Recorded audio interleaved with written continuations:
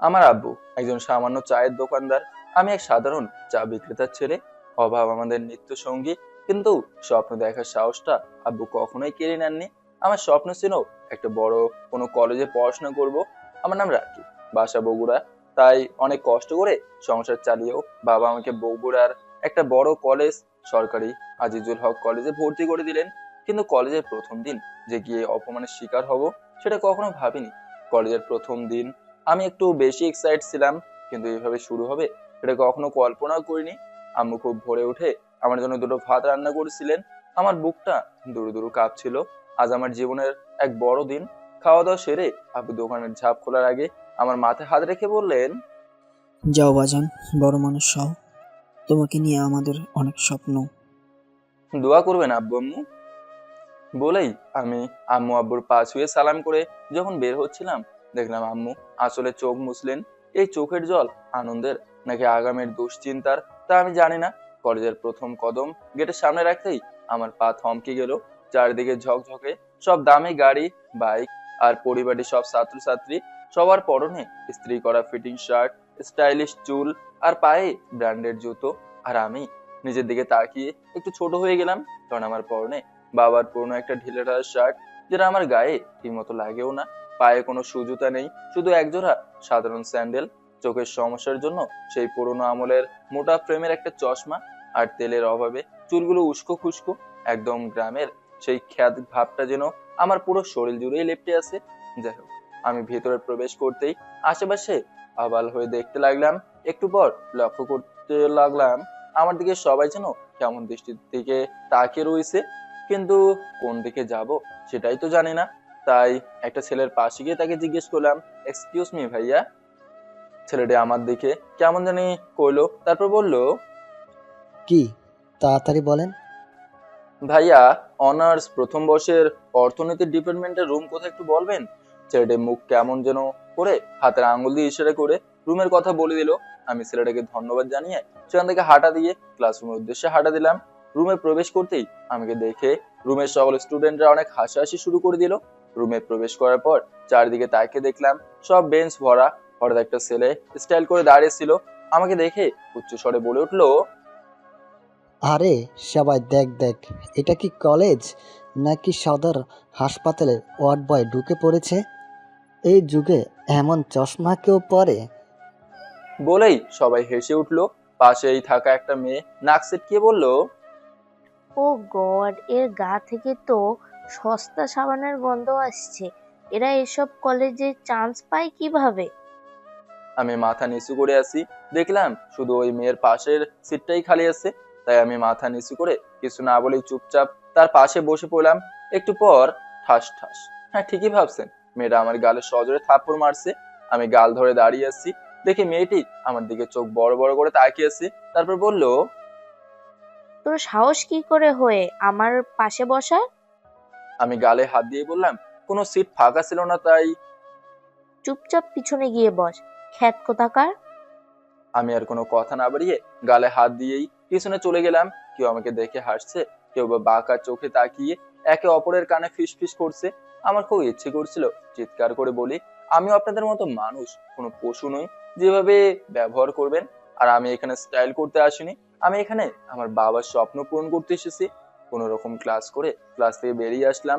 এখানে আর এক মুহূর্ত ভালো লাগছে না, তাই রিক্সা করে বাসায় আসতে লাগলাম। রিক্সা আসার সময় ভাবতেছি, শহরের মানুষগুলো কি একই রকম? গ্রামের ছেলে বলে কি আমরা মানুষ না? দামি পোশাক এসি সব, চেহারাই কি আসল? এরা কি মানুষের মনের কোনো মূল্য দিতে জানে না? অনেক প্রশ্ন মাথায় আসে। এসব ভাবতে ভাবতে বাসায় চলে এলাম। বাসায় পা রাখতেই আম্মু এগিয়ে এলেন। ওনার চোখে মুখে এক অদ্ভুত কৌতূহল আর আশা। আঁচল দিয়ে হাত মুছতে মুছতে হাসি মুখে আম্মু বললেন, কিরে বাজান, ফিরলি? প্রথম দিন কলেজ কেমন লাগলো? বন্ধুরা সব কেমন? বড় কলেজ নিশ্চয়ই খুব সুন্দর, সব মানুষজন, তাই না? আমি আম্মুর চোখের দিকে তাকাতে পারছিলাম না। গালে থাপ্পড়ের জ্বালাটা এখনো কমেনি, কিন্তু মনের জ্বালাটা তার চেয়েও বেশি। তবুও নিজেকে সামলে নিয়ে মুখে একটা মিথ্যা হাসি ফুটে তুললাম। মিথ্যা বলতে খুব কষ্ট হচ্ছিল, কিন্তু তাদের স্বপ্নকে আমি ভেঙে চুরমার হতে দিতে পারি না। তাই আম্মুকে বললাম, হ্যাঁ আম্মু, অনেক ভালো, কলেজটা অনেক বড়, ঠিক যেমনটা ভেবেছিলাম। সবাই খুব ভালো ব্যবহার করেছে আমার সাথে, শিক্ষকরাও খুব আন্তরিক। সত্যি?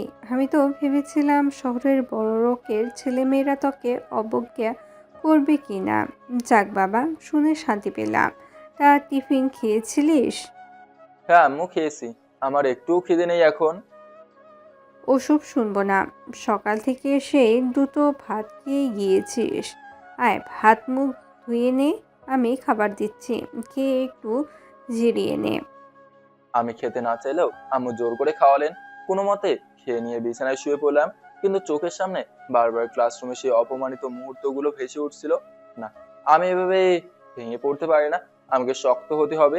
কিছুক্ষণ পর উঠে ভাবলাম আব্বু একা দোকানে কষ্ট করছেন, যা একটু সাহায্য করে আসি।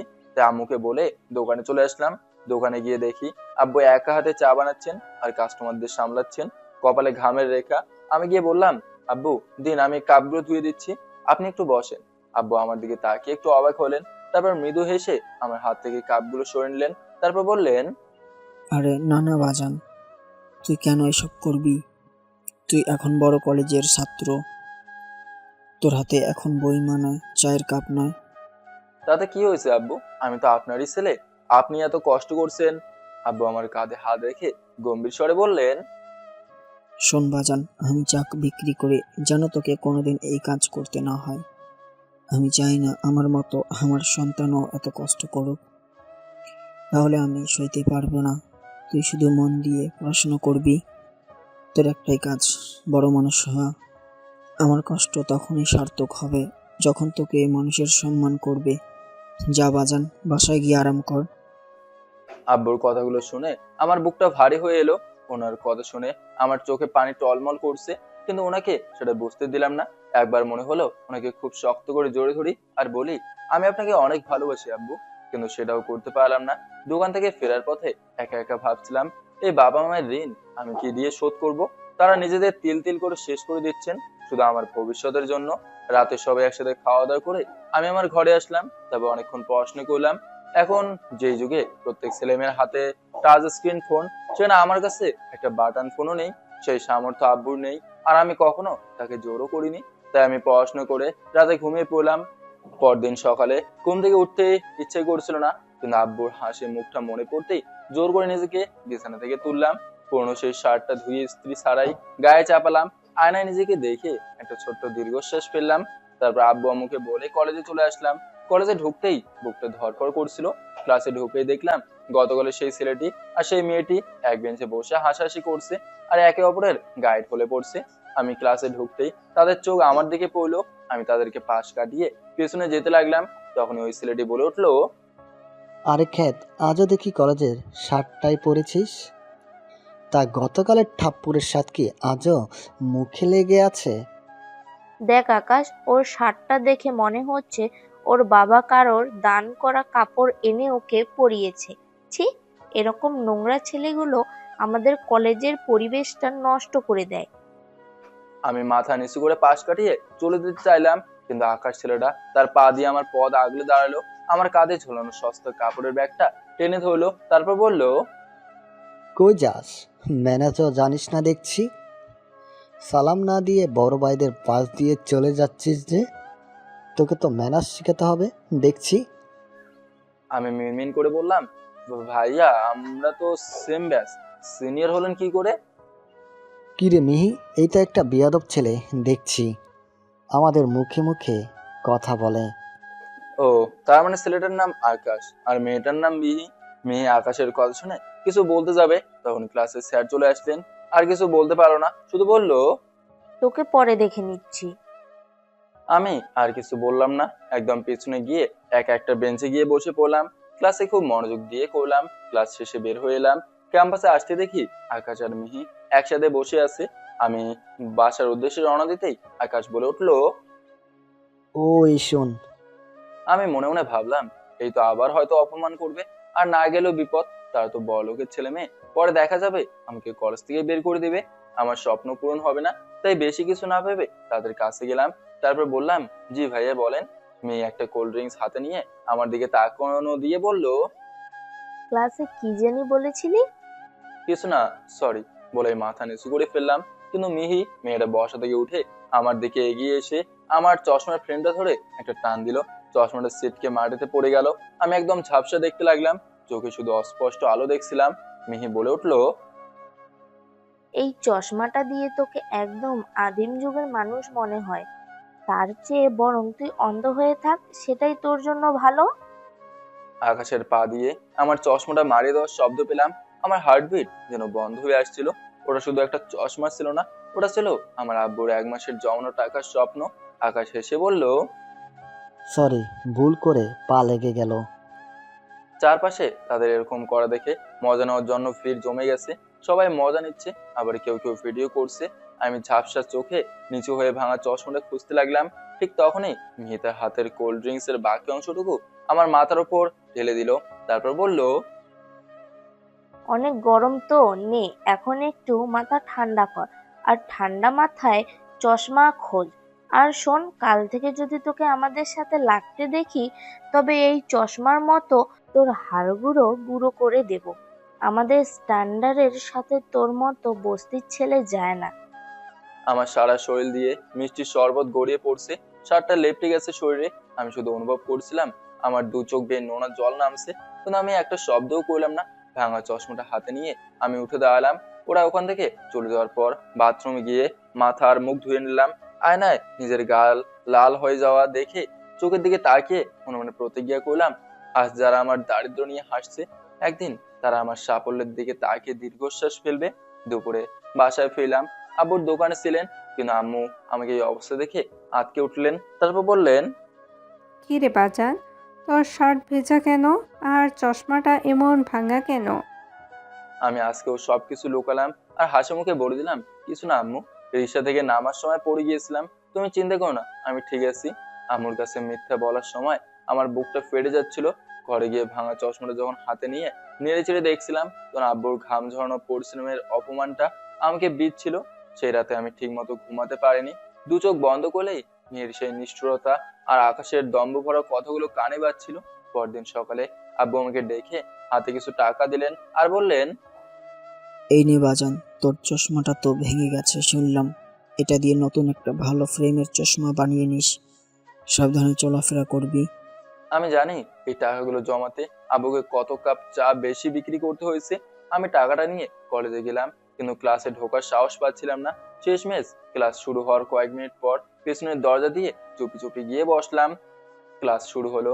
স্যার মানুষটা খুব গম্ভীর। ক্লাসে ঢুকে বোর্ডে একটা বিশাল গাণিতিক সমস্যা, ম্যাথামেটিক্স ইকোনমিক্স এর একটা কঠিন ম্যাথ লিখতে শুরু করলেন। পুরো ক্লাসে নীরবতা। স্যার মার্কের নামিয়ে চোখ রেখে চশমাটা নাকের ডগায় নামিয়ে পুরো ক্লাসের দিকে তাকালেন। তারপর গম্ভীর স্বরে বললেন, কেউ কি আছো এটা সমাধান করার মতো? পুরো ক্লাসের সবাই একে অপরের মুখ চাওয়াচাওয়ি করছে। আকাশ আর মিহি, যারা সামনের বেঞ্চে বসে সবসময় ভাব দেখায়, তারাও খাতা উল্টে পাল্টে দেখছে, কিন্তু কারোর সাহস হচ্ছে না বোর্ডে যাওয়ার। আকাশ তো ফিস ফিস করে মিহিকে বলছে, আরে স্যার, কি পাগল হয়ে গেছেন? এসব তো থার্ড ইয়ারের ম্যাথ। আমি এই ম্যাথটা পারবো। বুকের ভেতরটা কাঁপছে, হাতটা বারবার পকেটে চলে যাচ্ছে। একবার ভাবলাম, থাক, আবার যদি অপমানিত হই, কিন্তু পরক্ষণে আব্বুর সেই ঘাম ভেজা মুখটা মনে পড়লো। আমি খুব ধীর গতিতে কাবা কাবা হাতে পেছনের বেঞ্চ থেকে হাত তুললাম। স্যার অবাক হয়ে আমার দিকে তাকালেন আর বললেন, হ্যাঁ, তুমি পেছনে যে বসে আছো সামনে এসো। আমি যখন উঠে দাঁড়ালাম, ক্লাসে একটা গুঞ্জন শুরু হলো। আকাশ হো হো করে হেসে উঠে বলল, স্যার, ও তো চশমা ছাড়া ঠিকমতো বোর্ডে দেখতে পায় না, ও আবার কি ম্যাথ করবে? মিহি মুখ টিপে হেসে বলল, স্যার, ওর প্যান্ট নষ্ট হয়ে যাবে ম্যাথ করতে গেলে। Silence please. সবাই চুপ করে গেল। আমি কোনো কথা না বলে সামনে গেলাম। স্যারের হাত থেকে মার্কারটা নিলাম। ক্লাসের সবার বিদ্রুপ মেশানো হাসি আমার কানে বাজছে, কিন্তু বোর্ডে চোখ দিতেই আমি সব ভুলে গেলাম। আমার মাথা শুধু ঘুরছিল, আমাকে পারতেই হবে। প্রায় 5 মিনিট একটানে বোর্ডে লিখলাম। শেষ লাইনটা লিখে যখন মার্কারটা রাখলাম, তখন পুরো ক্লাসে নীরবতা। স্যার বোর্ডে লেখাগুলোর দিকে হা করে তাকিয়েছেন। স্যার আমার দিকে ফিরে কাঁপা কাঁপা গলায় বললেন, অবিশ্বাস্য, তুমি শুধু সমাধানই করনি, বরং শর্টকাট যে মেথড ব্যবহার করেছো সেটা আমি নিজেও ভাবিনি। এই ছেলে, তোমার নাম কি? আমি মাথা নিচু করে বললাম, রাকিব স্যার। স্যার আমার পিঠে হাত রেখে সবার সামনে বললেন, সবাই দেখো, একেই বলে মেধা। পোশাক বা অভিজাত্য দিয়ে মানুষ বড় হয় না। সে আজ আমাদের সবাইকে প্রমাণ করে দিল। I am proud of you. পুরো ক্লাস করতালিতে ফেটে পড়লো। আমি কোনো মতে মাথা নিচু করে আবার পেছনের বেঞ্চে গিয়ে বসলাম। মিহি আর আকাশের দিকে তাকিয়ে দেখলাম তাদের মুখগুলো অপমানে কালো হয়ে গেছে। তারা যেন বিশ্বাসই করতে পারছে না যে তাদের ভাষায় এই বস্তির ছেলেটা পুরো ক্লাসের সামনে হিরো হয়ে গেল। ক্লাস শেষ হওয়ার পর ক্যাম্পাস থেকে বের হয়ে এলাম, তখন দেখলাম আকাশ আর মিহি এক কোণে দাঁড়িয়ে গজ গজ করছে। আমাকে দেখে আকাশ তপ্ত চোখে তাকালো। মিহি তার ব্যাগটা সজোরে কাঁধে ঝোলাতে ঝোলাতে ফিসফিস করে আকাশকে বলল, এই অপমান আমি ভুলবো না আকাশ। এই খ্যাত ছেলেটা সবার সামনে আমাদের ছোট করলো। ওর জন্য এমন একটা অবস্থা করতে হবে যেন ও আর এই কলেজে মুখ দেখাতে না পারে। আকাশ দাঁতে দাঁত চেপে বলল, চিন্তা করিস না মিহি, সামনেই কলেজের কালচারাল প্রোগ্রাম স্পোর্টস আসছে। ওখানে ওকে এমনভাবে ফাঁসাবো যে ওর পড়াশোনা চিরদিনের জন্য বন্ধ হয়ে যাবে। আমি তাদের কথা শুনতে পেলেও না শোনার ভান করে গট গট করে গেটের দিকে এগিয়ে গেলাম। সামনের পথটা যে আরো কঠিন আর ভয়াবহ হবে সেটা আমি ঠিকই বুঝতে পারছিলাম। এসব ভাবতে ভাবতে বাসায় চলে আসলাম। তারপর এভাবেই কয়েকটা দিন পার হয়ে গেল।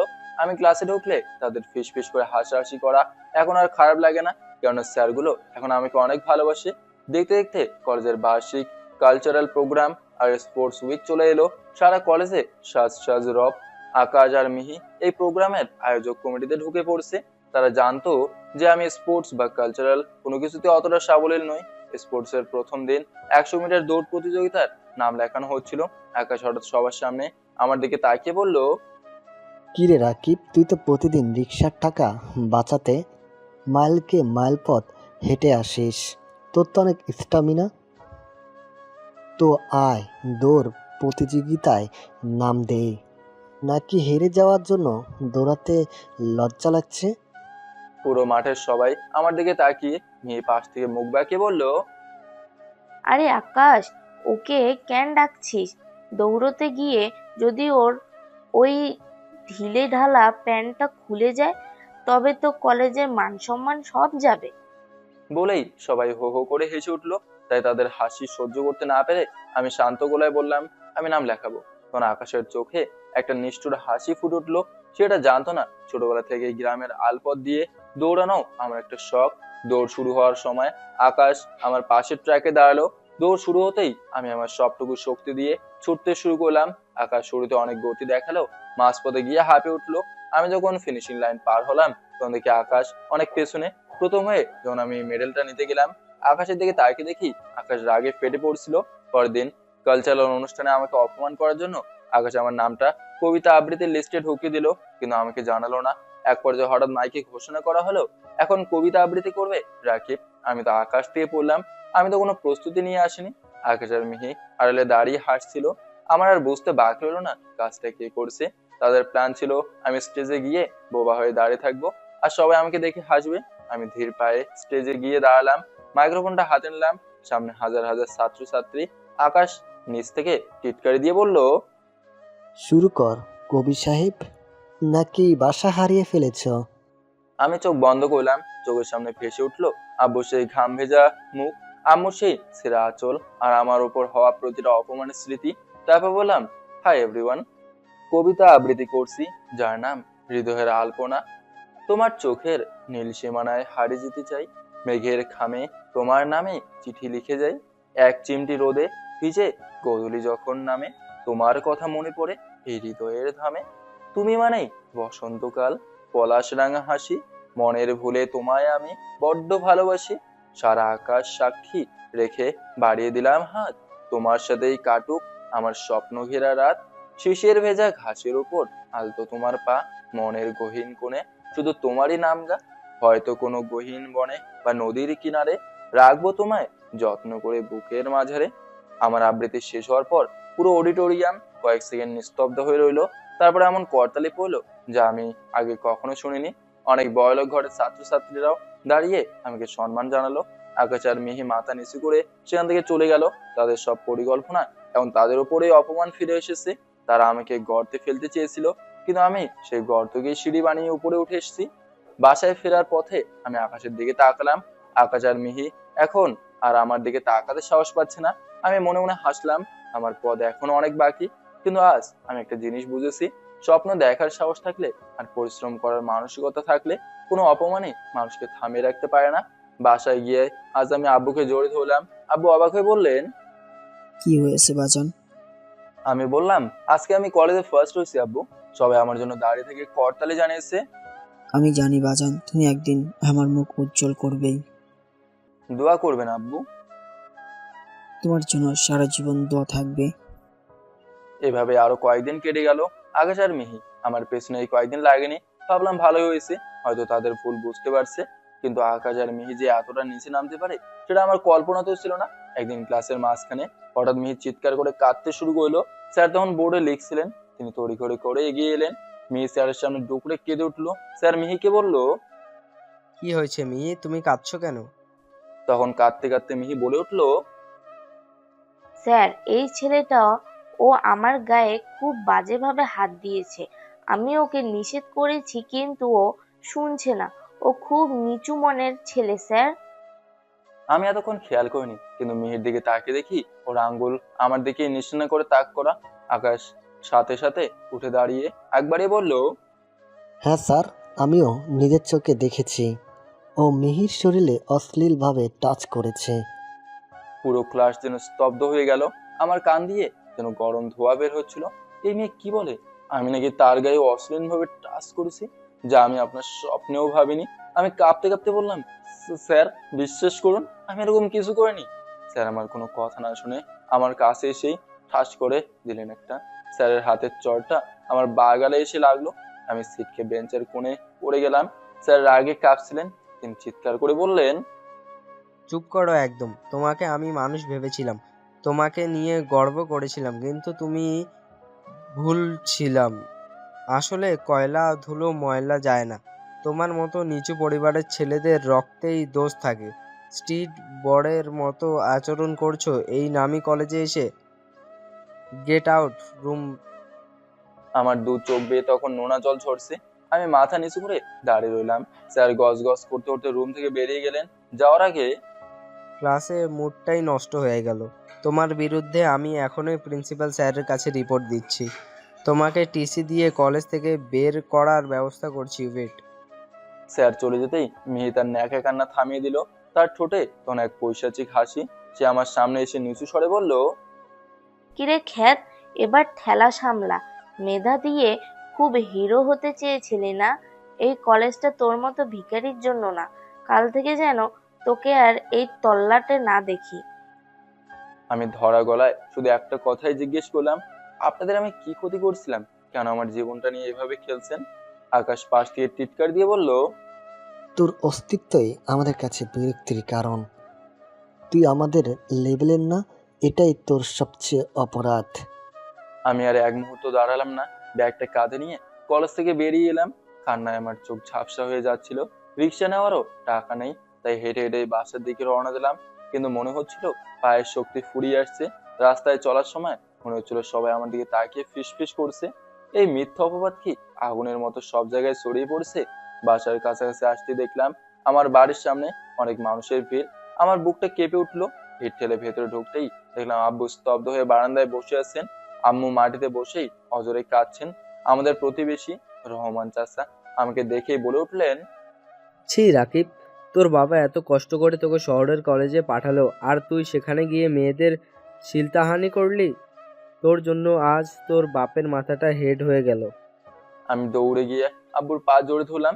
চিৎকার করে বললাম, আব্বু বিশ্বাস করো, আমি এসব কিছু করিনি। ওরা আমাকে ফাঁসিয়েছে আব্বু। ওরা আমাদের মতো গরিবদের দেখতে পারে না। আব্বু কোনো কথা বললেন না, শুধু তার চোখের কোণ দিয়ে এক ফোঁটা পানি গড়িয়ে পড়লো। যে বাবা সবসময় বলতেন বড় মানুষ হও, আজ সেই বাবার চোখের দিকে তাকানোর সাহস আজ আমার নেই। হরদা আম্মু বসা থেকে উঠে তড়িৎ গড়িতে আমার কাছে এলেন। কিছু বুঝে ওঠার আগেই আমার ডান গালে সজোরে একটা থাপ্পড় বসিয়ে দিলেন। থাপ্পড়টার শব্দে যেন পুরো উঠোনটা স্তব্ধ হয়ে গেল। তারপর আম্মু বলল। চুপ কর, আর একটাও মিথ্যা কথা বলবি না। পাড়ার মানুষ এসে আমাদের মুখে চুলকালি দিয়ে যাচ্ছে, আর তুই এখনো নিজেকে নির্দোষ দাবি করছিস। আমরা গরিব হতে পারি, কিন্তু আমাদের একটা সম্মান ছিল। তুই আজ সেই সম্মান ধুলোয় সাথে মিশিয়ে দিলি। আম্মু, তুমিও আমাকে বিশ্বাস করছো না? আমি তোমার ছেলে। আজ থেকে তোর মতন কুলাঙ্গারকে নিজের ছেলে বলতেও আমার ঘৃণা হচ্ছে। তোর বাবা দিনের পর দিন রোদে পুড়ে বৃষ্টিতে ভিজে চায়ের দোকানে খাটুনি দিয়েছে শুধু তোর পড়াশোনার জন্য, আর তুই কলেজে গিয়ে এই নোংরামি করলি। কেন করলি এটা? আমাদের কি মরার জায়গাটুকুও রাখলি না? আমার কথাগুলো কলিজায় বিঁধলো, চোখ দিয়ে ঝরঝর করে পানি পড়ে যাচ্ছে। আব্বু তখনও পাথরের মতো বসে আছেন। পাড়ার মানুষের বাঁকা কথা আর আম্মুর এই ঘৃণা আমাকে তিলে তিলে শেষ করে দিচ্ছিল। আমি আর নিজেকে ধরে রাখতে পারলাম না। বুক ফাটা কান্না নিয়ে দৌড়ে নিজের ঘরে ঢুকে দরজা বন্ধ করে দিলাম। বাইরে তখনও আম্মুর বিলাপ আর লোকজনের কানা ঘোষা শোনা যাচ্ছিল। আমি অন্ধকারে বিছানায় শুয়ে ডুকরে ডুকরে কাঁদতে লাগলাম। মনে হচ্ছিল আকাশ আর মিহি শুধু আমার কলেজ নয়, আমার পুরো পৃথিবীটাই ধ্বংস করে দিয়েছে। আমি তো শুধু পড়াশোনা করে বড় হতে চেয়েছিলাম, তবে কেন এই নিষ্ঠুরতা? রাতে আর কারো খাওয়া দাওয়া হলো না, খালি পেটে শুয়ে পড়লাম। কখন যে ঘুমিয়ে গেছি জানি না। রাত তখন আনুমানিক 1টা।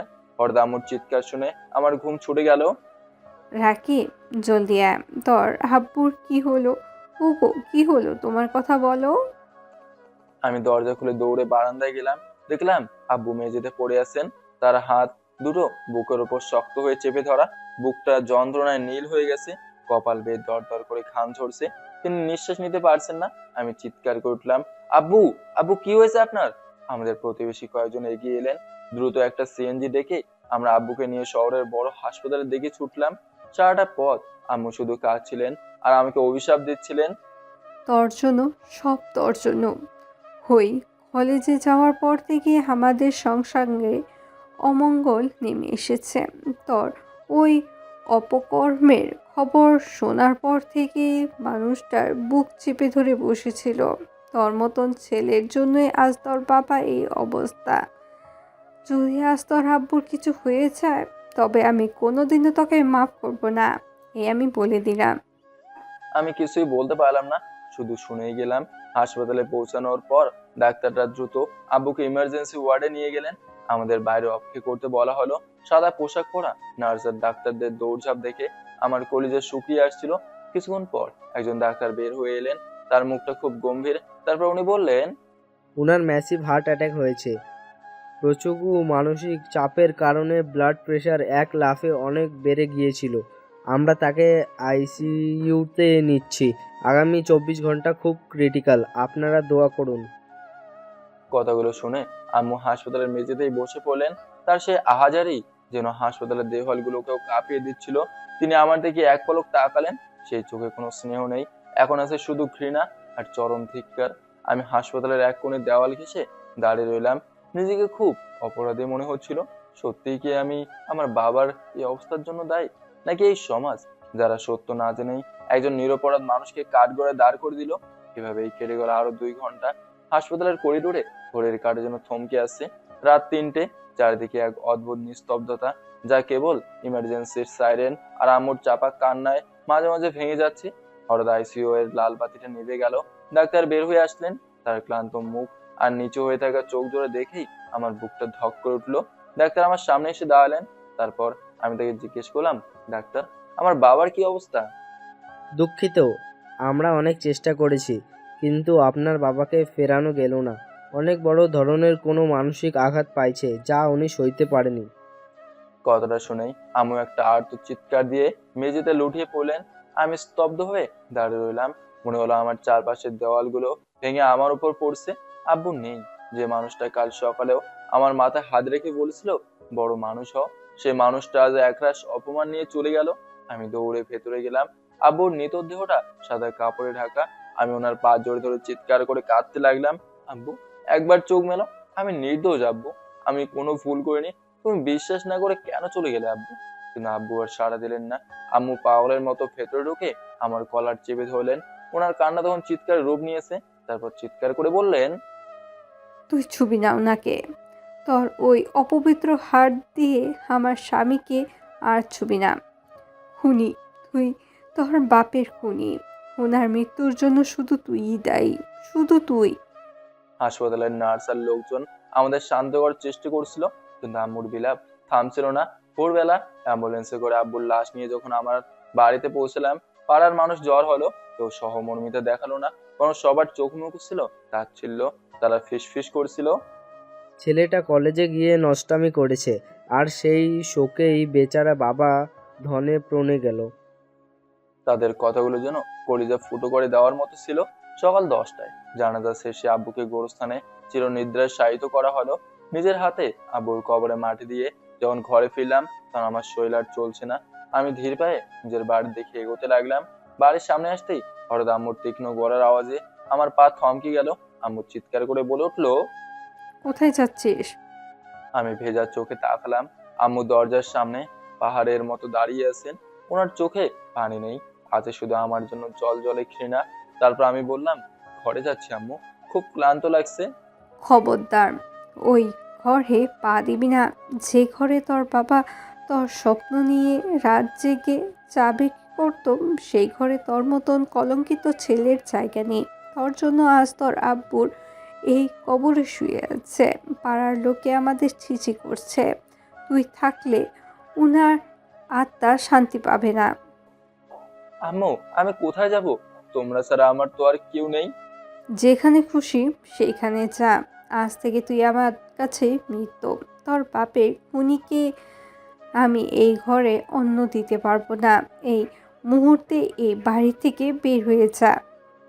বলেই আম্মু আমার কাপড়ের সেই পুরোনো ব্যাগটা ঘর থেকে ছুঁড়ে মারলেন উঠোনে। পাড়ার মানুষ গোল হয়ে দাঁড়িয়ে তামাশা দেখছে, কেউ একটা কথাও বললো না আমার হয়ে। আমি ব্যাগটা তুলে নিলাম। বুক পেটে কান্না আসছিল, কিন্তু কাঁদতে পারলাম না। ব্যাগটা হাতে নিয়ে আমি যখন আমাদের ছোট্ট উঠানটা ছেড়ে বের হচ্ছিলাম, তখন একবার পেছন ফিরে তাকালাম। আম্মু তখনও দরজায় দাঁড়িয়ে আছেন। একবার ভাবলাম হয়তো আম্মু আমাকে পেছন থেকে ডাকবে আর বলবে, বাজান যাইস না। কিন্তু আম্মু আমাকে ভুল প্রমাণিত করলেন, কিছুই বললেন না। বরং আমি গেট দিয়ে বের হতেই উনি ধরাস করে দরজাটা বন্ধ করে দিলেন। পরিচিত রাস্তাগুলো আজ কেন যেন খুব অচেনা লাগছিল। পেটে সেই সকাল থেকে দানা পানি পড়েনি, কিন্তু খিদের চেয়েও বুকের ভেতরকার হাহাকারটা অনেক বেশি ছিল। হাতে মাত্র কয়েকটা টাকা, যা আব্বু ওই চশমা বানানোর জন্য দিয়েছিলেন। এই টাকা আমি কিছুই করতে পারবো না। হাঁটতে হাঁটতে আমি রাস্তায় মোড়ে এসে দাঁড়ালাম। বিকেল গড়িয়ে সন্ধ্যাও পার হয়ে গেল, রাত গভীর হচ্ছে, চারদিকে সব দোকানপাট বন্ধ হয়ে যাচ্ছে। আমি কোথায় যাব, কার কাছে গিয়ে মাথা গোঁজার ঠাঁই চাইবো? যারাই আমাকে চেনে তারাই তো আমাকে এখন ঘৃণা করে। তাই রেল স্টেশনে গিয়ে একটা বেঞ্চে বসে পড়লাম। রাতটা কোনো রকম না খেয়েই বেঞ্চে বসে কাটিয়ে দিলাম। পরদিন সকালে তীব্র খিদে আর তৃষ্ণায় আমার শরীর কাঁপছিল। স্টেশনের এক কোণে বসে যখন আমি ঝিমোচ্ছিলাম, তখন একজন বয়স্ক লোক আমার পাশে এসে বসলেন। ওনার পরনে খুব সাধারণ মলিন পোশাক। উনি আমার অবস্থা দেখে বললেন। কিরে বাপ, খুব বিপদ? আমি ওনার দিকে তাকিয়ে চোখের জল ধরে রাখতে পারলাম না, সব কথা খুলে বললাম। উনি দীর্ঘশ্বাস ফেলে বললেন, শহরটা খুব নিষ্ঠুর রে বাপ। এখানে সত্যের চেয়ে মিথ্যার আওয়াজ বেশি জোরে হয়। তবে ভেঙে পড়িস না, আল্লাহ কিছু একটা ব্যবস্থা তোকে করেই দিবে। আমার বলতে খুব লজ্জা করছিল। তারপর আমি লোকটাকে বলে উঠলাম, চাচা আমার খুব ক্ষুধা লাগছে, কিছু খাবার হবে? উনি আমার অসহায়ত্ব বুঝতে পারলেন। তারপর সাথে সাথেই আমার হাত ধরে নিয়ে গিয়ে একটা স্টেশনের পাশেই ছোট্ট একটা হোটেলে বসলেন। ওয়েটারকে ভাত দিতে বললেন। কিছুক্ষণ পরেই ওয়েটার ভাত আর ডাল দিয়ে গেল। খাবার সামনে পেয়ে আমি কিছু না ভেবেই ক্ষুধার্ত সিংহের মতো খেতে লাগলাম। আমার খাওয়া দেখে লোকটা আমার দিকে তাকিয়ে আছে। আমার অবস্থা সে বুঝতে পারছে। সবকিছু জ্বালা সহ্য করা যায়, কিন্তু ক্ষুধার জ্বালা সহ্য করা অনেক কঠিন। খাওয়া শেষ হতেই লোকটা আমাকে জিজ্ঞেস করলো, এ বেলা না হয় আমি খাওয়ালাম, কিন্তু পরের বেলা কি হবে কিছু ভেবে দেখেছো বাপজান? আমি লোকটার কথা চিন্তা করলাম আর ভাবলাম উনি তো ঠিক কথাই বলছে। এভাবে আমি কয় বেলা নিজের জন্য লড়ে যাব? তাই আমি ভেবে নিলাম এই শহরে আর এক মুহূর্ত থাকবো না। এখানে থাকলে এখানকার মানুষ আমাকে ভালো মতো বাঁচতে দেবে না, আর আমার বাবার স্বপ্ন এখান থেকে পূরণ করতে পারবো না। আমাকে সত্য প্রমাণ করতে হবে, আমার বাবার স্বপ্নকে পূরণ করতেই হবে, যে করেই হোক। তাই সিদ্ধান্ত নিলাম আমি ঢাকা চলে যাব, কিন্তু আমার কাছে কোনো টাকা পয়সা নেই। তাই আমি সব ভেবে ওনাকে বললাম, চাচা আমি এখান থেকে ঢাকা যেতে চাই, সেখানে কোনো একটা কাজের ব্যবস্থা করবোই, সাথে পড়াশোনাও চালিয়ে যেতে চাই। খুব ভালো সিদ্ধান্ত নিয়েছো বাপজান, পড়াশোনা ছেড়ো না। কিন্তু আমার কাছে সেরকম কোনো টাকা নেই। তারপর উনি ওনার পাঞ্জাবির পকেটে হাত দিলেন, সেখান থেকে 2,000 টাকার নোট আমার হাতে ধরে দিয়ে বললেন, এর থেকে বেশি আমার পক্ষে সাহায্য করা সম্ভব হচ্ছে না বাপজান। ওনার এই উদারতা দেখে আমার চোখে পানি এসে গেল। যেখানে আমার আপনজনই আমাকে ভুল বুঝে দূরে ঠেলে দিল, যেন একটা অপরিচিত মানুষ আমাকে সবকিছু দিয়ে সাহায্য করছে। আমার চোখে পানি দেখে লোকটি বলে উঠলো, কি ব্যাপার বাবজান, তুমি কাঁদছো কেন? আমি হাতের উল্টো পিঠে চোখের জল মুছে চাচার দিকে তাকালাম।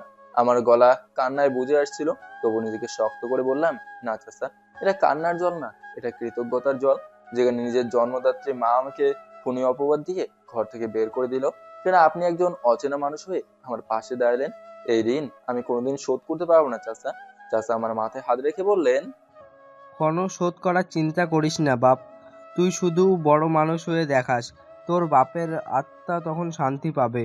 মানুষের বিচার মানুষ না করলেও উপরওয়ালা ঠিকই করেন। আমি ব্যাগটা শক্ত করে আঁকড়ে ধরে বললাম, ঠিক বলছেন চাচা, আমাকে অনেক এগিয়ে যেতে হবে। এই অপমান, এই লাঞ্ছনা আমি বৃথা যেতে দেব না।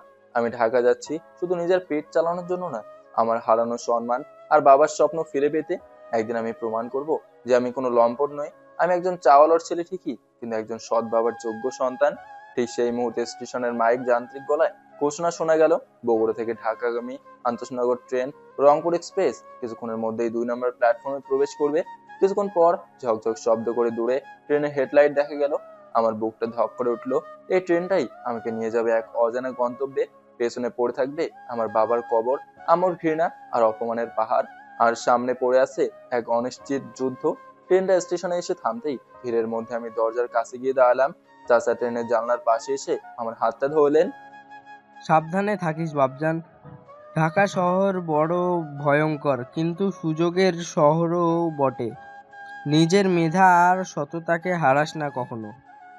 আমি মাথা নেড়ে সায় দিলাম। ট্রেনটা হুইসেল দিয়ে ধীর গতিতে চলতে শুরু করলো। চাচার প্রতিচ্ছবিটা আস্তে আস্তে ছোট হয়ে আসছে। আমি জানালার পাশে বসে বাইরের অন্ধকারের দিকে তাকিয়ে মনে মনে বললাম, বিদায় বগুড়া, বিদায় আম্মু, আমি আবার ফিরবো। তবে আজ যেভাবে মাথা নিচু করে যাচ্ছি, সেদিন সেভাবে ফিরবো না। সেদিন আমি হব সেই মানুষ যাকে দেখে আপনারা লজ্জিত হবেন আপনাদের ভুল সিদ্ধান্তের জন্য। ট্রেনের চাকার ছন্দে আমার মাথায় তখন একটাই চিন্তা ঘুরছে, ঢাকা গিয়ে কোথায় উঠবো, কি কাজ করব। কয়েক ঘন্টা জার্নি করার পর কমলাপুর রেল স্টেশনে এসে গাড়ি থামলো। প্ল্যাটফর্মে যখন পা রাখলাম, তখন ভোরের আলো ফুটতে শুরু করেছে। চারিদিকে মানুষের হই হুল্লোড়, কুলি আর হকারদের চিৎকার। এই যান্ত্রিক শহরের কোলাহলে নিজেকে খুব একা আর তুচ্ছ মনে হচ্ছিল।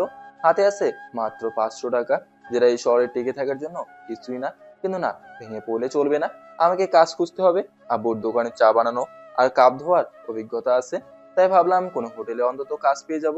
এদিকে বগুড়ায় আমার সেই প্রিয় স্যার গত কয়েকদিন ধরে তার মানে এক অদ্ভুত অস্বস্তি কাজ করছে। তিনি ভাবছেন, সেই স্টুডেন্টকে তো এখনো টিসি দেয়নি, তাহলে কলেজে কেন আসছে না। নিজের কৌতূহল মেটাতে স্যার আর দেরি করলেন না। অফিস থেকে আমার ফাইল বের করে আমার গ্রামের ঠিকানা সংগ্রহ করলেন। নিজের বাইকটা নিয়ে রওনা হলেন গ্রামের উদ্দেশ্যে। আমার গ্রামের মেঠো পথে ঢুকতেই স্যার অনুভব করলেন এক থমথমে পরিবেশ।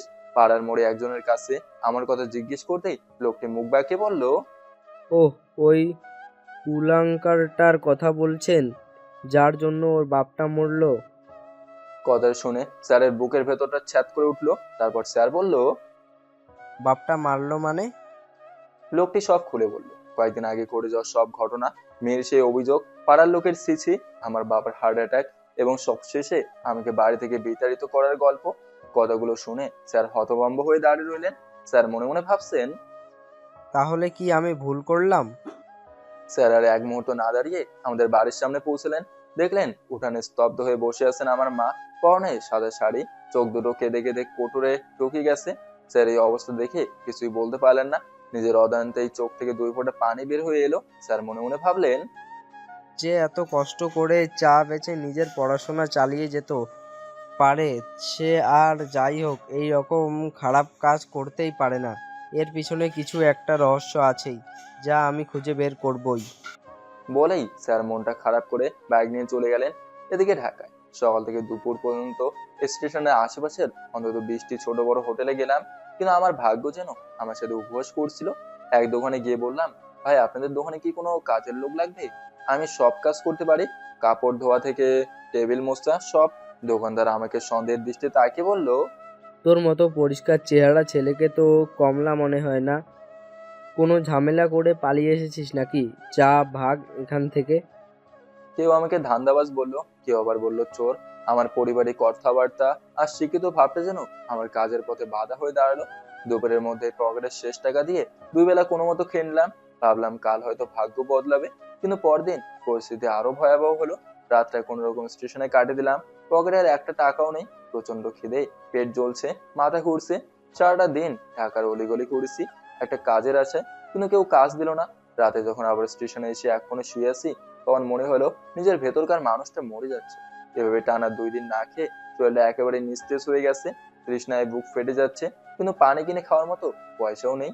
দেওয়ালে হেলান দিয়ে বসে যখন দেখছিলাম মানুষ তার প্রিয়জনের সাথে হাসি মুখে যাচ্ছে, তখন আমার মনে হচ্ছিল আমি কেন এই পৃথিবীতে আছি, যেখানে মা আমাকে খুনি বলছে, বাবা অপমানের বোঝা নিয়ে কবরে চলে গেছেন। আমি কার জন্য লড়ছি? আমার মেধা, আমার স্বপ্ন, সব তো ধুলোয় মিশে গেছে। এই শহরে কয়েক লাখ মানুষের ভিড়ে আমার মৃত্যুতে কারো কিছু আসবে যাবে না। বেঁচে থাকার চেয়ে মরে যাওয়াই ভালো। এই ভাবনাটা বিষাক্ত সাপের মতো আমার মাথায় গেঁথে গেল। আমি টলমলে পায়ে স্টেশনের বাইরের একটা বড় ফ্লাইওভারের দিকে হাঁটতে শুরু করলাম। নিচে দ্রুত গতিতে গাড়ি চলছে, এখান থেকে ঝাঁপ দিলেই সব যন্ত্রণার অবসান হবে। ফ্লাইওভারের রেলিং এ হাত রাখলাম, নিচে অন্ধকার আর মৃত্যুর হাতছানি। চোখ বন্ধ করে ঝাঁপ দেওয়ার জন্য পা বাড়ালাম। রেলিং এ পা রেখে যখন আমি নিচে ঝাঁপ দিতে যাব, ঠিক সেই মুহূর্তে যমদূতের বদলে পরম আশ্রয়ের মতো একজোড়া শক্ত হাত আমার শার্টের কলার আর হাত টেনে ধরলো। এক হ্যাচকা টানে আমাকে রেলিং থেকে সরিয়ে উল্টো করে ঘুরিয়ে দিলেন সেই ব্যক্তি। কিছু বুঝে ওঠার আগেই আমার বাঁ গালে আর ডান গালে ঠাস ঠাস করে দুটো প্রচন্ড থাপ্পড় আছড়ে পড়লো। ব্যথায় আর ধাক্কায় আমি ফ্লাইওভারের ফুটপাতে ছিটকে পড়লাম। চোখে সর্ষে ফুল দেখছিলাম। ঝাপসা দৃষ্টি তাকিয়ে দেখলাম সামনে একজন মাঝবয়সী ভদ্রলোক দাঁড়িয়ে আছেন। পরনে দামি স্যুট বুট, চোখে চশমা, চেহারায় অভিজাত্য আর প্রচন্ড রাগ। ভদ্রলোক চিৎকার করে বললেন, এই ছেলে, তুমি কি পাগল হয়ে গেছো? নিজের জীবনটা কি তামাশা মনে হয়? এই বয়সে মরতে আসছো কেন? আমি কোনো উত্তর দিতে পারলাম না। 2 দিন না খাওয়া শরীর আর মনের ভেতরে জমে থাকা সব কষ্ট বাঁধ ভাঙা কান্নায় বেরিয়ে এলো। আমি ফুটপাতে বসে 2 হাতে মুখ ঢেকে ডুকরে ডুকরে কাঁদতে লাগলাম। আমার কান্না দেখে ভদ্রলোকের রাগটা বোধহয় কিছুটা কমে গেল। তিনি আমার সামনে উবুর হয়ে বসে নরম স্বরে বললেন, দেখে তো কোনো ভদ্র ঘরের শিক্ষিত ছেলে মনে হয়। কি হয়েছে তোমার? পরিবারের সাথে ঝগড়া করেছো? তোমার বাবার নাম্বার দাও, আমি এখনই কল দিচ্ছি। তাদের জানানো দরকার তুমি কি করতে যাচ্ছিলে। বাবা শব্দটা শুনতেই আমার বুক চিরে একটা আর্তনাদ চিৎকার বেরিয়ে এলো। আমি কাঁদতে কাঁদতে বললাম, আমার বাবা নেই স্যার, আমার বাবা নেই। আমার মা আমাকে বাড়ি থেকে বের করে দিয়েছেন। আমি খুনি স্যার, আমি আমার বাবার খুনি। ভদ্রলোক চমকে উঠলেন। তিনি কিছুক্ষণ চুপ থেকে আমার মাথায় হাত রাখলেন, বললেন, শান্ত হও, আমাকে সব খুলে বলো। আমি আর রুকাতে পারলাম না, সবটা ওনাকে বললাম। বললাম কিভাবে আমার মা আমাকে ভুল বুঝে ঘর থেকে বের করে দিয়েছেন, এবং গত 2 দিন আমি কিভাবে এক মুঠো খাবারের জন্য এই শহরে হাহাকার করেছি।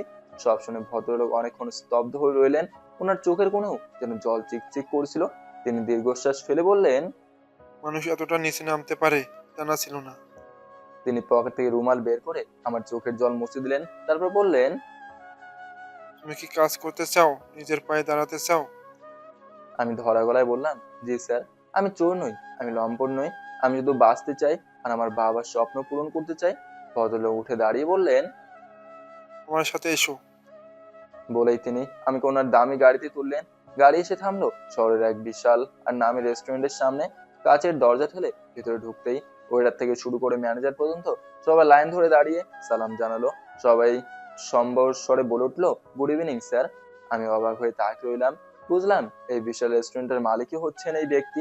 তিনি সোজা ম্যানেজারের কেবিনে গিয়ে আমাকে পাশে বসালেন। ম্যানেজারকে দেখে গম্ভীর স্বরে বললেন, জামাল সাহেব, এই ছেলেটি হচ্ছে। এই ছেলে, তোমার নামটা কি? রাকিব স্যার। হ্যাঁ, রাকিব। আজ থেকে ও আমাদের এখানে ওয়েটার হিসেবে জয়েন করবে। তবে ওর সাথে অন্য সবার মতো আচরণ করবেন না।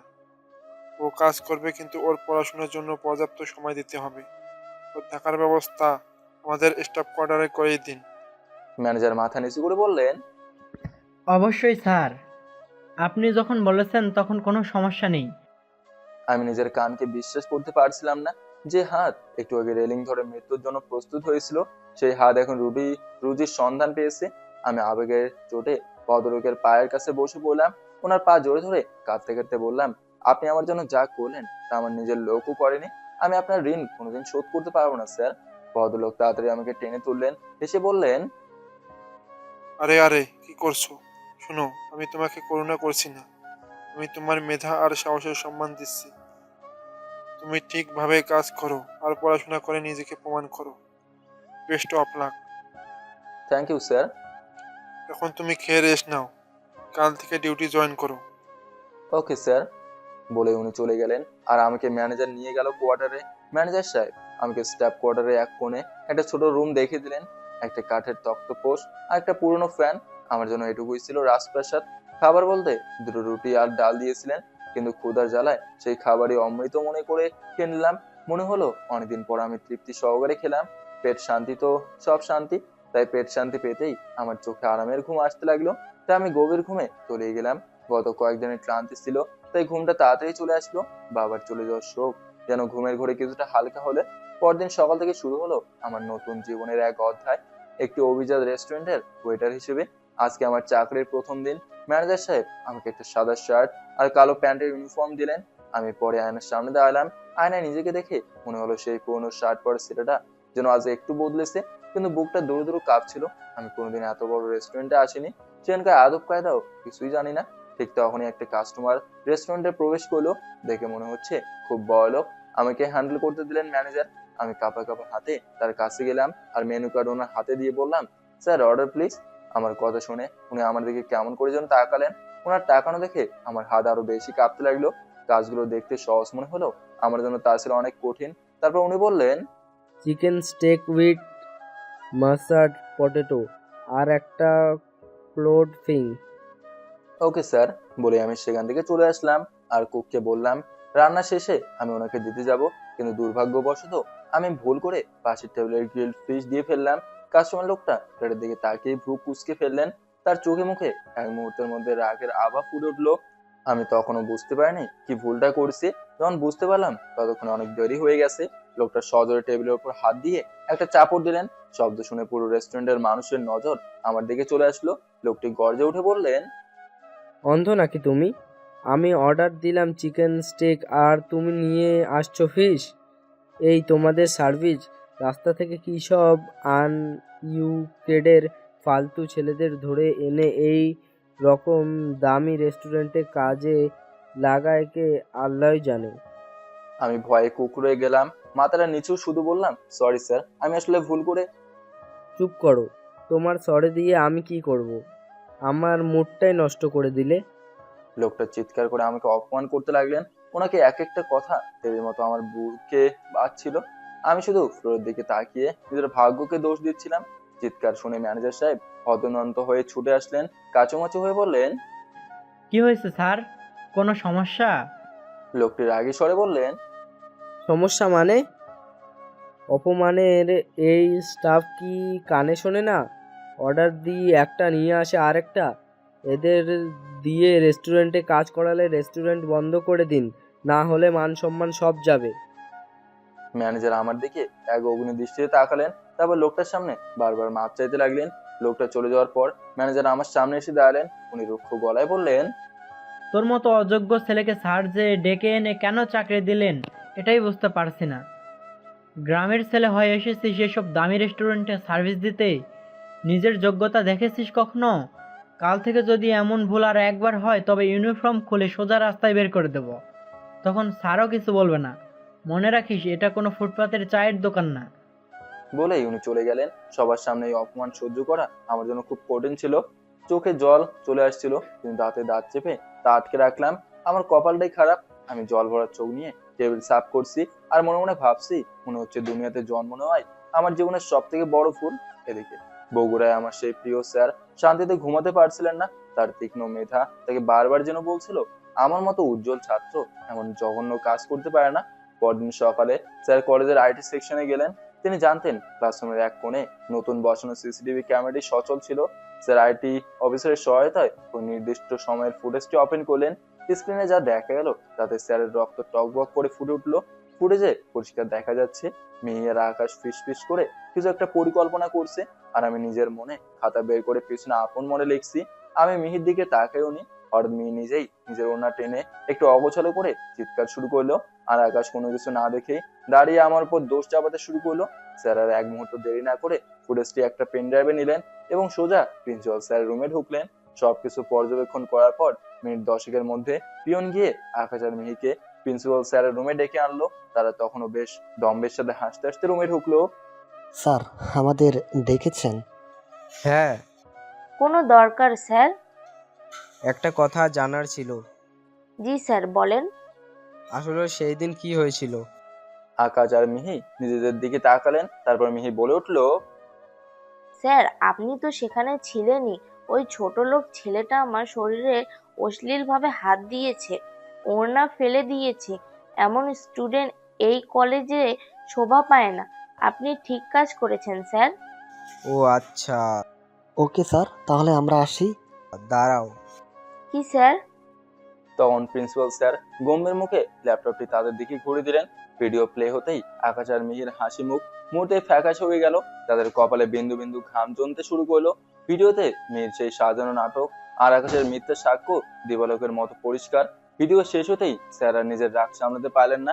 তিনি এগিয়ে গিয়ে ঠাস ঠাস করে আকাশ আর মিহির গালে সজোরে দুটো থাপ্পড় বসিয়ে দিলেন। তারপর বলতে লাগলেন, তোরা মানুষ না, কি অমানুষ! একটা মেধাবী ছেলের জীবন নিয়ে খেলতে তাদের একটুকু কাঁপলো না? তোরা জানিস তোদের এই মিথ্যা অপবাদের জন্য কি হয়েছে? আকাশ আর মিহি ভয়ে থর থর করে কাঁপছে। মিহি মেঝেতে বসে পড়ে কাঁদতে কাঁদতে বলল, স্যার, আমাদের ভুল হয়ে গেছে। আমরা শুধু ওকে একটু শিক্ষা দিতে চেয়েছিলাম, কারণ ও আমাদের চেয়ে ভালো রেজাল্ট করছিল। শিক্ষা দিতে চেয়েছিলি? তোমাদের ওই কুৎসিত জড় ষড়যন্ত্রের খবর পেয়ে ওর বাবা হার্ট অ্যাটাক করে মারা গেছেন। সেই গরিব চা বিক্রেতা মানুষটা অপমানের বোঝে সইতে না পেরে পড়লে চলে গেছেন। আর ওর মা ওকে ঘর থেকে বের করে দিয়েছে। ও এখন কোথায় আছে কেউ জানে না। হতে পারে ও আত্মহত্যা করেছে। কি? ওর বাবা মারা গেছে? হ্যাঁ, মারা গেছে। তাও তোমাদের করা সেই ঘৃণা কাজের জন্য। তোমাদের জন্য সে আজ বাড়ি ছাড়া। তখন মিহি কাঁদতে কাঁদতে বলল, স্যার, এত কিছু আমরা জানতাম না। এতটা ভয়ঙ্কর হবে ভাবিনি। প্লিজ স্যার, আমাদের ক্ষমা করে দেন। আমি ক্ষমা করার কেউ না। যার কাছে ভুল করেছো সে ক্ষমা পাবে। সে এখন কোথায় স্যার? জানি না। পুরো রুমে তখন নীরবতা। প্রিন্সিপাল স্যার রাগে টিসি ফর্মে সই করলেন। তারপর বললেন, তোমাদের মতো জঘন্য অপরাধীদের আমার এই কলেজে কোনো জায়গা নেই। তোমাদের দুজনকে আজই বহিষ্কার করা হলো। আর ওর পরিবার যদি মামলা করে তবে তোমাদের জেল খাটতে হবে। নাও get out from my college.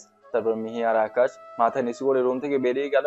কলেজের করিডোর দিয়ে আকাশ আর মিহি যখন মাথা নিচু করে বেরিয়ে আসছিল তখন তাদের দুজনের ভেতরে এক আগ্নেয়গিরি ফুটছিল।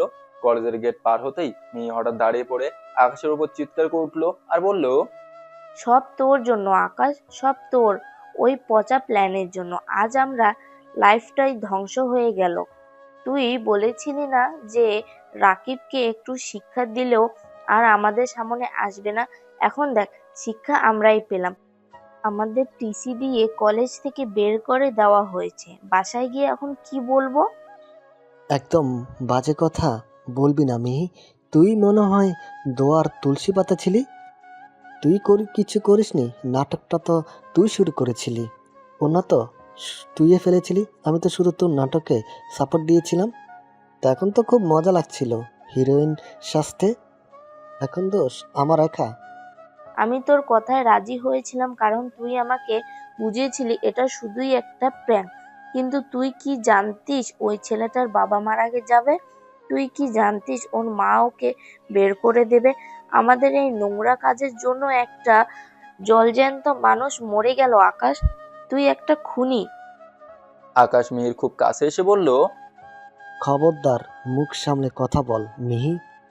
উনি যদি আমি হই তাহলে তুইও সমান অংশীদার। আর এখন এসব মায়া কান্না কেঁদে কোনো লাভ নেই। নিজের স্ট্যান্ডার্ড নিয়ে বড়াই করতি না? এখন দেখ তোর স্ট্যান্ডার্ড কোথায়। সবাই এখন আমাদের ছি ছি করবে। তুই একটা জঘন্য ছেলে। তোর সাথে বন্ধুত্ব করাই আমার জীবনের সবচেয়ে বড় ভুল ছিল। আজ থেকে তোর আর আমার কোনো সম্পর্ক নেই। তোর মুখ যেন আমি আর কোনোদিনও না দেখি। তা আমারও বয়ে গেল। তোর মতো স্বার্থপর মেয়ের সাথে চলার থেকে একা চলা অনেক ভালো। বলে আকাশ গজ গজ করতে করতে নিজের বাইক নিয়ে শো করে চলে গেল। মেয়ে একা রাস্তার ধারে দাঁড়িয়ে রইলো। তার দুই চোখ দিয়ে অঝরে পানি পড়ছিল। এতক্ষণ স্যারের সামনে যে কান্নাটা ভয় আর বাঁচার তাগিদে ছিল, এখন সেই কান্নাটা অনুশোচনার জন্য। বাসায় ফেরার পথে মেয়ের চোখে বারবার ভেসে উঠছিল রাকিবের সেই করুণ মুখটা। যে ছেলেটা ক্লাসের এক কোণে চুপচাপ বসে থাকতো, যে নিজের মেধা দিয়ে সবার প্রশংসা পাচ্ছিল, তাকে সে কি অবলীলায় ধ্বংস করে দিল। মেয়ে বাসায় পৌঁছে নিজের রুমে গিয়ে দরজা বন্ধ করে দিল। আয়নার সামনে দাঁড়িয়ে নিজের প্রতি তার ঘৃণা হতে লাগলো। সে ভাবতে লাগলো, ছেলেটার অপরাধ কি ছিল? ও শুধু গরিব ছিল এটাই? ও তো কখনো আমাদের সাথে খারাপ ব্যবহার করেনি, বরং আমি ওকে ক্লাসে থাপ্পড় মেরেছি, ওর ওপর কোল্ড ড্রিঙ্কস ঢেলে দিয়েছি, আর শেষ পর্যন্ত ওর গায়ে একটা কাল্পনিক কলঙ্ক লেপে দিলাম। এগুলো ভেবেই মেয়ে ডুকরে কেঁদে উঠলো। তার মনে হতে লাগলো রাকিবের বাবার মৃত্যুর প্রতিটি কান্নার দায় তার। ছেলেটি হয়তো এখন কোনো রাস্তায় না খেয়ে পড়ে আছে, কিংবা হয়তো এত অপমানেই মরে আছে। এই চিন্তাটা মেহিকে কুড়ে কুড়ে খাচ্ছিল। সে একা অন্ধকারে বসে ফুপিয়ে ফুপিয়ে কাঁদতে লাগলো আর বলতে লাগলো, ক্ষমা করে দিও রাকিব, আমি জানি আমার ক্ষমা চাওয়ার কোনো মুখ নেই, কিন্তু আমি সত্যি বুঝতে পারিনি অহংকার মানুষকে এতটা অন্ধ করে দিতে পারে। মিহি সেদিন ঘরের দরজাও খোলেনি, আর কিছু খায়ওনি। রাতেও কান্না করতে করতে ঘুমিয়ে পড়লো। 3 দিন পর মিহির বাবা মিহির ঘরের দরজার সামনে এসে গমের গলা ডাকলেন। মিহি, দরজাটা খোল। মিহি বিছানায় জড়সড় হয়ে বসেছিল। গত 3 দিন ধরে মিহি তেমন বাইরে যায় না, ঠিক মতো খাবার খায় না, রুমের মধ্যে চুপচাপ ভাবে বসে থাকে। চোখ মুখ দুটো ফুলে লাল হয়ে গেছে, মুখটা শুকিয়ে অর্ধেক হয়ে গেছে। বাবার কণ্ঠস্বর শুনে ওর বুকটা ধক করে উঠলো। কাঁপা কাঁপা হাতে দরজাটা খুলতে দেখলো তার বাবা হাতে একটা খাম নিয়ে দাঁড়িয়ে আছেন। ওনার চোখ মুখ পাথরের মতো শক্ত। মিহি নিচু স্বরে বলল, আব্বু তুমি? মিহির বাবা ঘরের ভেতর ঢুকে সোফায় বসলেন। মিহির মাও পেছন পেছন ঢুকলেন। ওনার চোখে মুখে দুশ্চিন্তা। মিহির মা বললেন, মিহি, তুই কিছু খাচ্ছিস না কেন মা? কলেজে যাচ্ছিস না, কারোর সাথে কথা বলছিস না, শরীর কি খুব বেশি খারাপ? মিহি তোতলাতে তোতলাতে বলল, হ্যাঁ মা, মাথাটা একটু ঘোরে, শরীরটা দুর্বল লাগে তাই। ঠিক সেই মুহূর্তে মিমির বাবা হাতের খামটা সদরে টেবিলের উপর আছাড় দিয়ে মারলেন। প্রচন্ড শব্দে মিহি তার মা দুজনেই চমকে উঠলো। তারপর সোফা থেকে উঠেই মিহির গালে ঠাস ঠাস করে দুটো থাপ্পড় বসিয়ে দিলেন। মিহি গালে হাত দিয়ে নিচু হয়ে চুপচাপ চোখের পানি ফেলতে লাগলো। মিহির বাবা চিৎকার করে বললেন, শরীর খারাপ নাকি পাপের বোঝা সইতে পারছিস না? মিহি ভয়ে নীল হয়ে গেল। সে থরথর করে কাঁদতে লাগলো। তার বাবা তপ্ত চোখে তাকিয়ে বললেন, শরীর খারাপের দোহাই দিয়ে কদিন লুকাতে চেয়েছিলি? ভাবছিলি আমি কিচ্ছু জানবো না? এই দেখ তোর কলেজের টিসি। কেন তোকে আর তোর লস্ট বন্ধু আকাশকে কলেজ থেকে বের করে দেওয়া হয়েছে সেটা কি এখন নিজ মুখে বলবি নাকি আমি বলবো? মিহির মা আকাশ থেকে পড়লেন। তিনি অবিশ্বাসের সুরে বললেন, টিসি? আমার মেয়েকে কলেজ থেকে বের করে দিয়েছে? সে তো ভালো স্টুডেন্ট, ও কি করেছে? মিহির বাবা দাঁতে দাঁত চেপে বললেন, ভালো স্টুডেন্ট? তোমার মেয়ে আর তার ওই লফট বন্ধু আকাশ মিলে একটা নিরাপদ গরিব ছেলের নামে জঘন্য মিথ্যে অপবাদ দিয়েছে। এমন অপবাদ যে আপনার চোট সইতে না পেরে ছেলেটার বাবা হার্ট অ্যাটাক করে মারা গেছেন। ছেলেটাও আজ বাড়ি ছাড়া, হয়তো মরেও গেছে। আর তোমার মেয়ে এখনো বসে শরীর খারাপের নাটক করছে। মিহি আর দাঁড়িয়ে থাকতে পারো না। সে মেঝেতে লুটিয়ে পড়ে বাবার পা জড়িয়ে ধরলো। কান্নায় ভেঙে পড়ে বলল, আব্বু বিশ্বাস করো, আমি বুঝতে পারিনি এমন কিছু হবে। আমি শুধু ওকে একটু জব্দ করতে চেয়েছিলাম, আকাশ আমাকে বুদ্ধি দিয়েছিল। চুপ কর, তোর কোনো কথা শুনতে ইচ্ছে করছে না। বলেই মিহির বাবা একটা লাথি মেরে পা সরিয়ে নিলেন আর বললেন, বুদ্ধি আকাশ দিয়েছিল আর তুই সেটা পালন করলি? তোর রক্তে এত ঘৃণা কোথা থেকে এলো মিহি? আমরা কি তোকে এই শিক্ষা দিয়েছি যে মানুষের দরিদ্র নিয়ে তামাশা করতে হয়? এটা জলজ্যান্ত মানুষকে তোরা মেরে ফেললি। মিহি ফুপিয়ে ফুপিয়ে বলতে লাগলো, আব্বু, আমি খুব বড় ভুল করেছি। আমার ঘুম হয় না আব্বু, চোখ বন্ধ করলে আমি ওই ছেলেটার মুখ দেখতে পাই। আমাকে পুলিশে দিয়ে দাও আব্বু, আমাকে মেরে ফেলো, আমি এই অপরাধবোধ নিয়ে বাঁচতে পারছি না। মিহির মা স্তম্ভিত হয়ে বসে রইলেন। তিনি কল্পনা করতে পারেননি তার আদরের মেয়ে এমন একটা ঘৃণ্য কিছু করতে পারে। মেয়ের বাবার টেসির কাগজটা ছুঁড়ে কুচি কুচি করে বাতাসে উড়িয়ে দিলেন, তারপর ঘৃণা করে বললেন, তোর মুখ দেখাটাও এখন পাপ। এই মুহূর্ত থেকে তোর বইরে যাওয়া বন্ধ। তোর কোনো ফোন থাকবে না। তুই এই ঘরে পচে মরবি, ঠিক যেভাবে ওই গরিব ছেলেটা রাস্তায় পড়ছে। আর যদি কোনোদিন শুনি যে তুই ওই আকাশের সাথে যোগাযোগ করেছিস, তবে তোকে আমি বাড়ি ছাড়া করব। বলেই মিহির বাবা মা ঘর থেকে বেরিয়ে গেল। মিহি কোনো প্রতিবাদ করলো না, সে শুধু কাঁদতে লাগলো। সে জানে এই চার দেওয়ালে এখন তার যোগ্য শাস্তি, কিন্তু তার মনের ভেতর একটাই হাহাকার, রাকিব কোথায়, ও কি বেঁচে আছে? এদিকে ঢাকায় আমি মনমরা হয়ে টেবিল পরিষ্কার করছি আর মনে মনে ভাবছি, হয়তো আমার আর বাবার স্বপ্ন পূরণ করা হবে না, কারণ ম্যানেজার আমাকে রাতেও পড়তে দেয় না। এখানে আসার পর আমাকে শুধু খাটিয়ে নেয়, একদিনও পড়তে দেয়নি। কলেজে ভর্তি হতো দূরের কথা, আর উনি এটাও বলেছে এগুলো যদি মালিককে বলি তাহলে আমাকে এখানেও থাকতে দেবে না, আর ওনাকে বলবো বা কিভাবে? উনি এখানে মাসে আসে একবার। আল্লাহর কাছে হয়তো অনেক বড় পাপ করেছিলাম, তাই এত বড় শাস্তি পাচ্ছি। যাই হোক, এগুলো ভাবতে ভাবতে আমার চোখ দিয়ে দুই ফোঁটা পানি গড়ে পড়লো।